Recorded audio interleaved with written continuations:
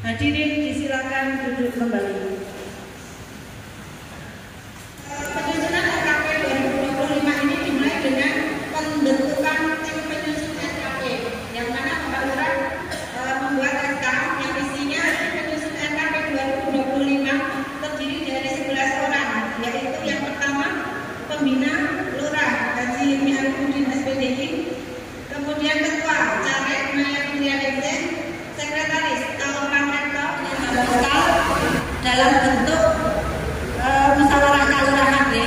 Jadi nanti di akhir belum ada yang hadir, kami hormati jajaran DPK, PKSK dan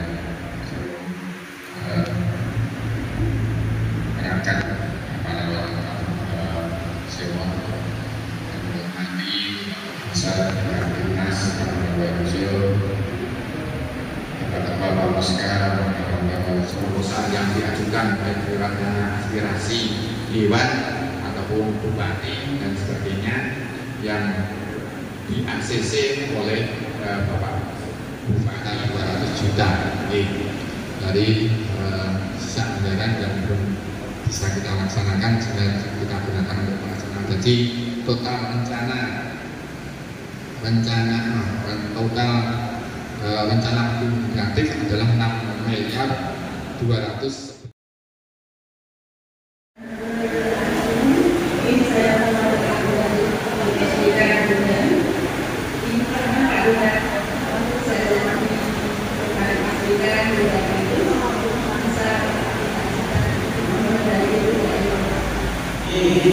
Ya, dikatakan perasaan baca bahasanya P karena ini sudah ada timnya sendiri untuk mencari data-data dari sana, sehingga ya kalau secara detail kami boleh katakan ya layak itulah untuk kita laksanakan.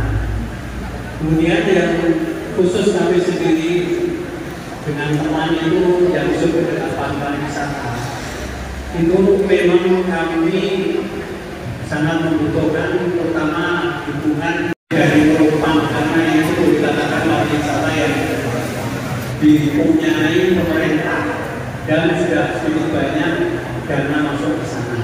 Nah ini kami untuk penguatan di sana itu biar nanti sebagai pembuka perencanaan masukan dana dari pariwisata Solo bisa masuk ke kelurahan. Ini sekali lagi saya minta untuk diingatkan masyarakat 2024-2023 dulu kemudian dilaksanakan 24 ini bisa 100% apa tidak, sehingga kami semua ini juga ikut mendukung rencana itu dan kita tahu berapa persen yang sudah bisa dilaksanakan. Saya itu saja. Saya tidak lupa, tapi sebelumnya saya akan menyambung untuk yang budaya 2 karena terkait dengan saya sebagai ketua Pojok 2 yaitu mengenai pendidikan. Kebetulan untuk Pojok 2 ini adalah pendidikan PAUD dan UP2K. Jadi untuk PAUD ini ada beberapa hal yang ingin saya sampaikan. Ini terutama mengajukan untuk pelatihan pengolahan ikan, ini juga menyambung dengan Pokja 3 karena kita untuk kebalikan katakanlah seperti itu ya, bisa sebagai alat untuk mengurangi stunting. Jadi nanti kalau ada pelatihan ikan, kembang ikan itu nanti kan biar anak itu tidak melulu dengan yang sifatnya ikan. Jadi ada olahan dengan bermacam-macam variasi dari olahan ikan. Jadi dari kami Pokja 2 mengajukan untuk pelatihan dengan ikan atau olahan ikan. Kemudian Kemudian untuk yang Pokja 2 Wali Pendidikan, ini kami mengajukan juga untuk mengadakan pelatihan untuk pendidik PAUD Pondowo Harjo. Ini karena kita sudah lama sekali tidak mengadakan kegiatannya. Sejak dini anak-anak kita ajarkan bahasa Jawa meskipun dengan tingkatnya sederhana saja. Begitu untuk dari kelompok kami. Mungkin ada tambahan dari Budia.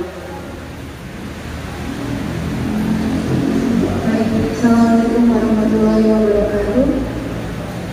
Sedikit tambahan ya, kami dari Bungkal di sini di bidang 4 tertulis di bidang hubungan penanaman modal. Di sini dituliskan untuk fasilitasi pertemuan Bungkal dan Bungkal sebesar 3 juta.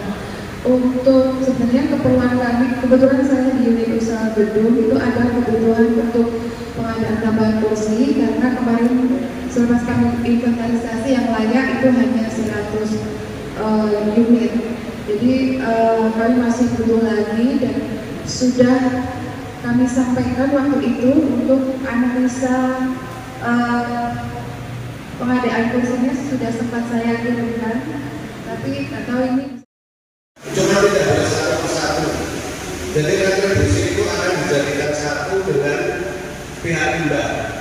Jadi truk-truk yang memiliki wilayah kita ini itu dikenakan kontribusi itu dari RT 5, RT 6 dan kelurahan.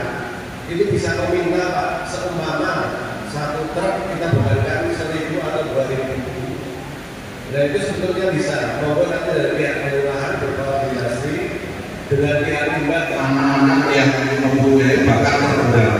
Kami mengusulkan, kami mempertimbangkan dan menimbang bahwa untuk kegiatan ini sangat penting sekali karena apa? Sifatnya nanti untuk tujuannya untuk penjaringan potensi-potensi pada anak didik sendiri di Kelurahan Pendowarjo. Karena apa? Karena kebetulan di Pendowarjo ini sudah menghasilkan 2 atlet, yaitu dari Kepulauan Diro, yaitu mewakili Indonesia renang, yang satu panahan. Nah ini 2 jam 7 jam 9. Selepas itu kan los itu. Akhirnya saya bisa dijabani mulai jam 7 malam sampai jam 7 pagi itu punya desa. Itu menghasilkan 1,2 M. Itu baru 30%-nya Pak. Misalnya desa dari 1% tambah bur. Nah coba yang seperti itu diciptakan. Ya tadi dirembuk, itu berdua langsung bagian hukum bukan desa lagi. Jadi desa hanya penjebakannya aja. Teman-teman, ada posisi dugaan sisa. Posisi dugaan sisa dan supaya ini apa istilahnya kok bukan ini. Posisi dugaan kalian betul kok. Tadi boleh nggak seperti ini dari desa, dari masyarakat tadi Pak Bud menyampaikan seperti ini. Pemetaannya seperti apa dari masyarakat? Dan nanti bukannya untuk Pak Lurah, Pak bukan nggak tahu lah, kayak mungkin orang Pak Lurah ini sukses. Itu Pak, pakai gajinya Pak Lurah sih. Nah, itu sedikit makan ke atas, itu gula panas itu kan berdiri di misalnya malulah itu mungkin kontribusi limbah. Lalu yang kedua ini, ini isu ya prioritas penggunaan dana desa. Ini coba lebih ditekankan di apa arahan dari Kemendesnya ini.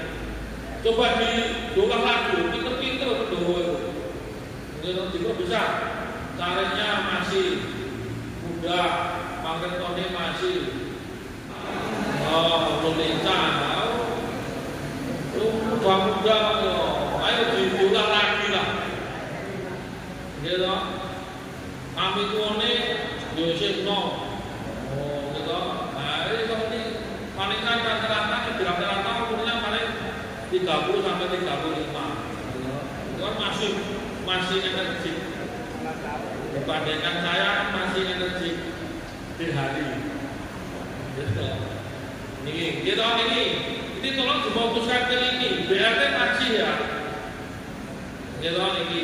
Nah, sekalian besok Pak, saya tidak Pak Bamuska, pada saat Muska sekalian penggunaan dana desa 2025, partisan mawon, betul usah 2 kali Muska panjenengan.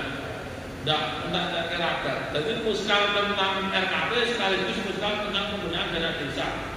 Di sesuk 2025, sesuk digelar betul APBK yang di samping penggunaan dana desa Bapak ini di tidak bersebut.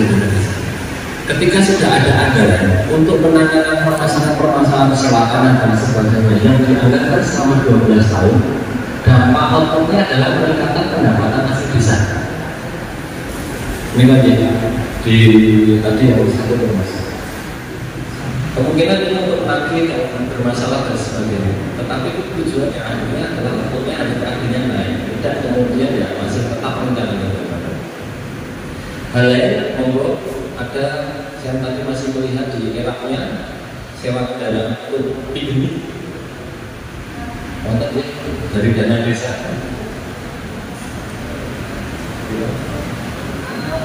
Untuk RT Pak, yang RT sewa bis dan sebagainya seperti yang dilakukan di Mangunjung. Dengan demikian nanti bisa juga teman-teman dari kelurahan, dari Bungkal, ya keberhasilan Bungkal, kemudian dari manapun yang kemudian itu menjadi bagus, itu menjadi nilai tambah, bisa menjadi narasumber, bisa menjadi peningkatan PADES kita, karena bisa dikerjasamakan ketika ada kunjungan, maka untuk konsumsi dan sebagainya itu biasanya dimulai oleh Bungkal kita.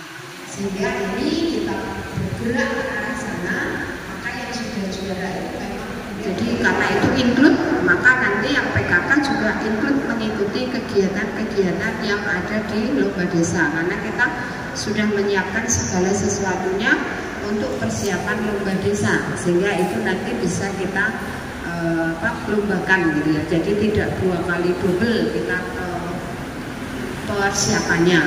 Kemudian terkait dengan nanti di Purworejo juga.